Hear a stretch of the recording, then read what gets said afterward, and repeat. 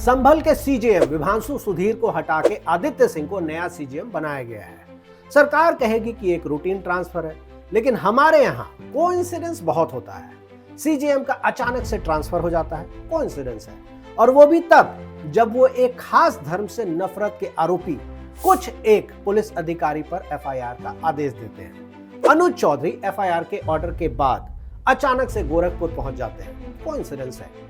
CJM Vibhanshu Sudhir को हटा के आदित्य सिंह को लाया जाता है, कोइंसिडेंस। आदित्य सिंह वही जज हैं जिन्होंने संभल के जामा मस्जिद में इंस्पेक्शन का आदेश दिया था, कोइंसिडेंस।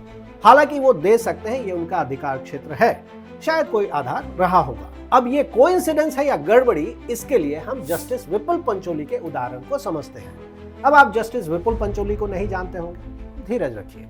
जुलाई 2023 में पंचोली साहब का ट्रांसफर गुजरात हाईकोर्ट से पटना हाईकोर्ट कर दिया गया। जस्टिस नागरत्ना के हिसाब से यह कोई रूटीन ट्रांसफर नहीं था।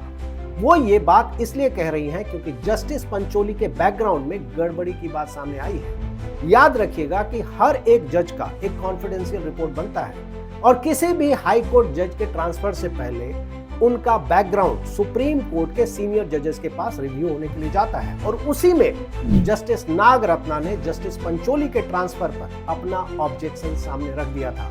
और इतना ही नहीं, पटना हाई कोर्ट के चीफ जस्टिस के तौर पर विपुल पंचोली सिर्फ 1 महीना 7 दिन यानी 21 जुलाई 2025 से 28 अगस्त 2025 तक ही रहे हैं, यानी बहुत ही कम दिन। और उसके तुरंत बाद उनका प्रमोशन सुप्रीम कोर्ट जज के तौर पर हो जाता है, यानी कोइंसिडेंस। जबकि उनसे ऊपर यानी उनसे सीनियर 56 और जज थे, यानी 56 में से किसी को भी सुप्रीम कोर्ट का जज बनाया जा सकता था, लेकिन ऐसा हुआ नहीं।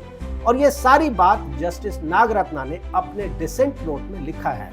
ध्यान रखिएगा, जस्टिस नागरत्ना कोई राजनेता नहीं है। एक और कोइंसिडेंस देखिए, justice Pancholi Gujarat high court से आते हैं। अभी ऐसा बहुत कोइंसिडेंस देखने को मिलेगा, इसलिए अपनी कुर्सी की पेटी बांध लें और पोल्यूशन का आनंद उठाएं। हमारे वीडियो को शेयर करें और हमारे लंबे फॉर्मेट वीडियो को YouTube पर जाकर जरूर देखें, क्योंकि हमारा विश्लेषण बहुत अलग रहता है।